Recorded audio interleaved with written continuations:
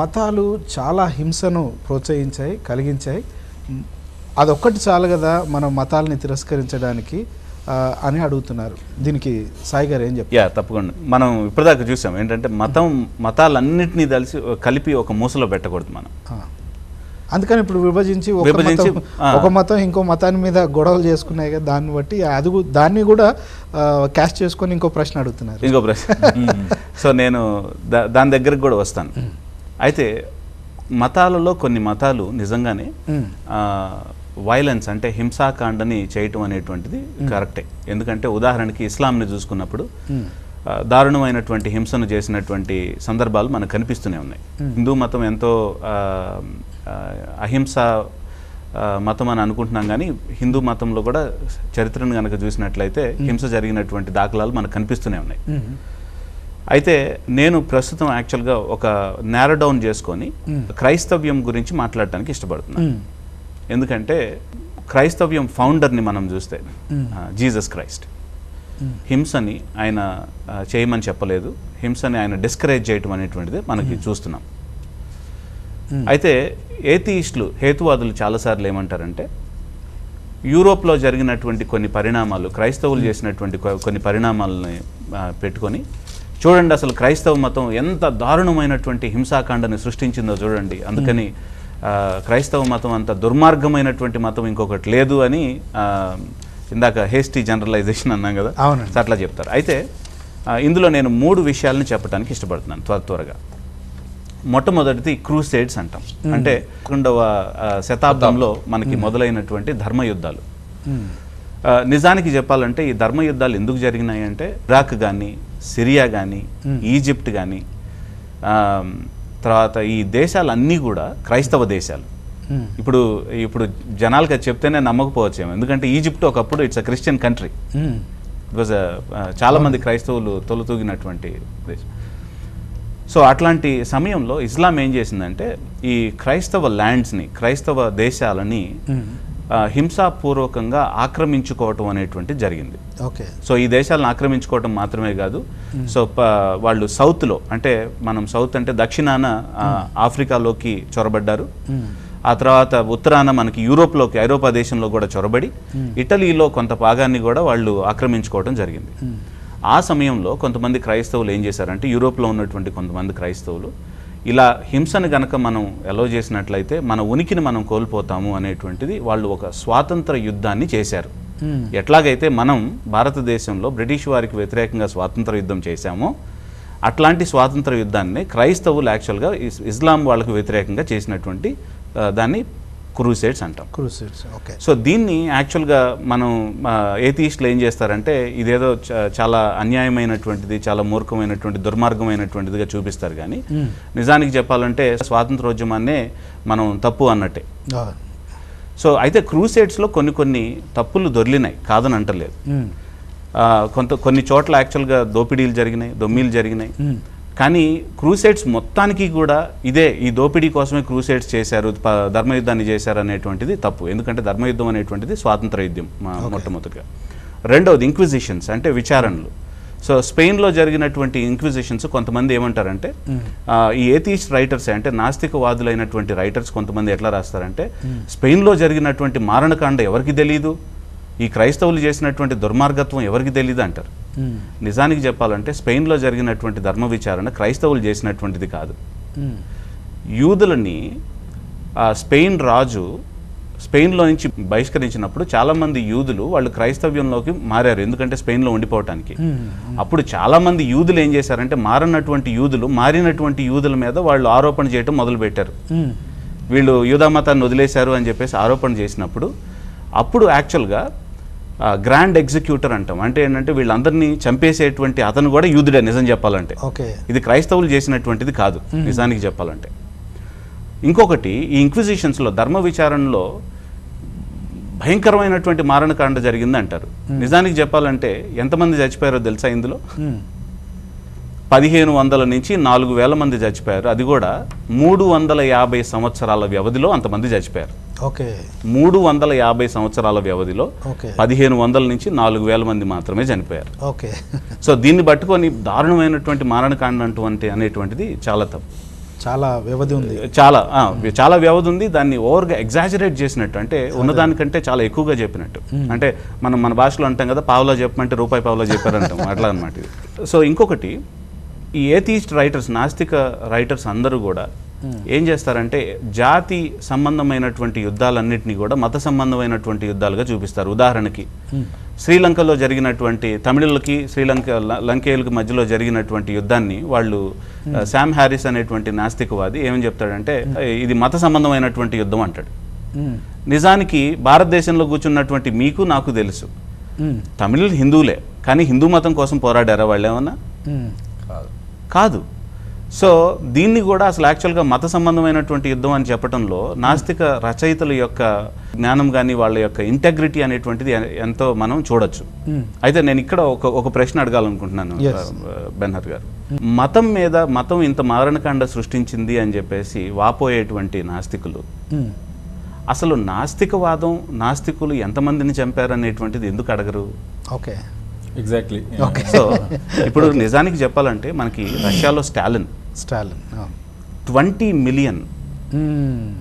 Million పీపుల్ని చంపడం జరిగింది. ఓకే. మావో జడాంగ్ చైనాలో నియంత. రీసెంట్గా ఒక పుస్తకం వచ్చింది ఏంటంటే the unknown story of Mao అనేటువంటి దాంట్లో, ఉదాహరణకి దాన్ని రాసినటువంటి వాళ్ళు జంగ్ చాంగ్ అండ్ జాన్ హ్యాలడే అనేటువంటి వాళ్ళు రాశారు దాన్ని. అందులో ఏం చెప్తారంటే 70 మిలియన్ చైనీలను ఊచకోత కోయటం జరిగింది. 3 హిట్లర్ 10 మిలియన్ పీపుల్ని చంపడం జరిగింది. అందులో 6 మిలియన్లు యూదులు ఉన్నారు. చాలాసార్లు ఏథీస్టులు అంటే నాస్తికులు ఏం చెప్తుంటారంటే హిట్లర్ అనేటువంటి ఆయన ఒక క్రైస్తవుడు, ఆయన నాస్తికవాది కాదు అని మనం నాస్తికవాదులు రాసేటువంటి ఇంటర్నెట్ బ్లాగుల్లోకి వెళ్తే మనకు కనిపిస్తూ ఉంటుంది. నిజానికి చెప్పాలంటే ఇది చాలా వాస్తవికానికి చాలా విరుద్ధమైనటువంటిది. ఎందుకంటే హిట్లర్ చెప్పుకున్నటువంటి మాటలోనే చాలాసార్లు మనం చూసినప్పుడు క్రైస్తవ్యం అనేటువంటిది నిజంగా ఒక వ్యాధి లాంటిది, దాన్ని ఎట్లాగైనా సరే మనం నిర్మూలన చేయాలి, క్రైస్తవ ప్రీస్ట్లని ఆంక్షలు విధించటం, వాళ్ళపైన రిక్కీలు పెట్టించటం, మరణదండను విధించటం, వాళ్ళని దారుణంగా ఊచకోత కోయటం, ఇవన్నీ క్రైస్తవులైనటువంటి వాళ్ళు చేస్తారా? సో అంతేకాదు, యాక్చువల్గా మనం కనుక చూసినప్పుడు హిట్లర్ దేని మీద ఆధారపడ్డాడు అంటే ఫ్రెడ్ నీచా అనేటువంటి ఒక ఏథియిస్ట్ ఫిలాసఫర్, అంటే నాస్తిక తాత్వికవేత్త మీద ఆధారపడ్డాడు. ఓకే. ఈ నాస్తిక తాత్వికవేత్త యొక్క సిద్ధాంతం ఏమంటామంటే డామినాంది అంటాం. అంటే ఏంటంటే ద లస్ట్ టు డామినేట్, అంటే ఇతరులని ఎట్లాగైనా సరే మనం వశపరచుకోవాలి, లేకపోతే వాళ్ళకంటే మనం ఏలాలి అనేటువంటి లస్ట్ అన్నమాట. అదొక కోరిక, వాంఛ. సో ఇందులో ఏమన్నారంటే ఎవరైతే నిజంగా ఇట్లా డామినేట్ చేస్తారో వాళ్ళు మాత్రమే బ్రతకడానికి అర్హులు. నీచా చెప్తున్నటువంటి మాట ఇది. డామినేట్ చేసేటువంటి వాళ్ళే బ్రతకడానికి అర్హులు. ఓకే. డామినేట్ చేయబడినటువంటి వాళ్ళు బ్రతకటానికి అర్హులు కాదు. ఓకే. నిజానికి ఈ డామినేట్ చేసేటువంటి వాళ్ళు డామినేట్ చేయబడిన వాళ్ళ మీద కొంచెం కూడా దయా, జాలి, కరుణ చూపించకూడదు. ఎందుకంటే సింహాల దగ్గరికి వెళ్ళి మీరు ఎప్పుడైనా సరే సింహాలని మీరు సింహాల్లాగా ఉండద్దు అని చెప్తారా? కాబట్టి డామినేట్ చేసేటువంటి ఒక జాతి ఉంది, ఒక జాతిని మనం తయారు చేయాలి. ఈ జాతి మాత్రమే యాక్చువల్గా భూమి మీద ఉండాలి. ఇది నీచా యొక్క లిబిడో డామినాండి డాక్ట్రిన్ సిద్ధాంతం. అది దాని మీద హిట్లర్ యాక్చువల్గా బేస్ చేసుకొని నాజీయిజంని తయారు చేశాడు. నాజీ. సో కాబట్టి మనం యాక్చువల్గా హిట్లర్ని క్రైస్తవుడు అని చెప్పటం, లేకపోతే ఇదని చెప్పడం, అదని చెప్పడం అనేటువంటిది చాలా తప్పు. ఎందుకంటే క్లియర్గా ఆయన ఏంటంటే హీఈస్ యాంటీ రిలీజియస్. ఆయనతో పాటు ఉన్నటువంటి వాళ్ళు కూడా మతానికి వ్యతిరేకులు, మతాన్ని ఎట్లయినా సరే జర్మనీలో నుంచి నాశనం చేద్దాం అనుకున్నారు. సో ఇవన్నీ మనం జాగ్రత్తగా హిట్లర్ని పరిశీలించాలి. బెన్హర్ గారు, నేను చెప్పింది కేవలం 3 మాత్రమే. Stalin, Mao Zedong, Hitler. వీళ్లతో పాటు అనేకులు ఉన్నారు. ఇంకా నిజానికి చెప్పాలంటే ఏథీయిస్టులు ఇంకా చాలా మంది ఉన్నారు. మార్క్స్ సిద్ధాంతానికి మనం చూసినప్పుడు సెంట్రల్ ఏంటంటే ఏథియిజం. మార్క్స్ కూడా చాలా మందిని యాక్చువల్గా ఆ సిద్ధాంత పరంగా చాలా మంది చచ్చిపోయినటువంటి దాఖలాలు కూడా మనకు ఉన్నాయి.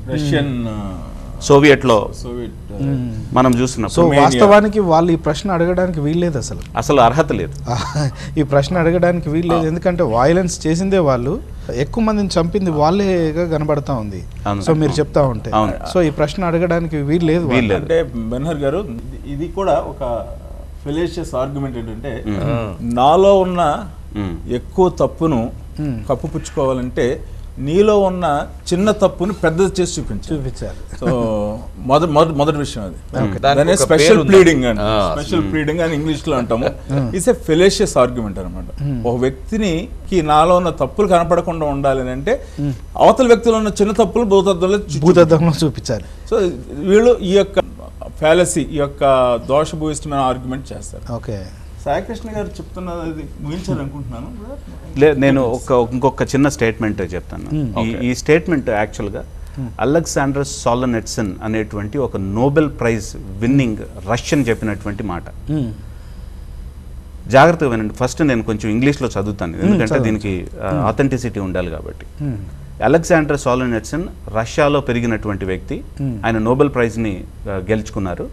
ఈయన ఏం చెప్తున్నారంటే, ఓవర్ ఎ హాఫ్ సెంచురీ అగో, while I was still a child, I recall hearing a number of old people offer the following explanation for the great disasters that had befallen Russia. Men have forgotten God. That's why all this has happened. Since then, I have spent well near 50 years working on the history of our revolution. In the process, I have read hundreds of books, collected hundreds of personal testimonies, and have already contributed 8 volumes of my own toward the effort of clearing away the rubble left by that upheaval.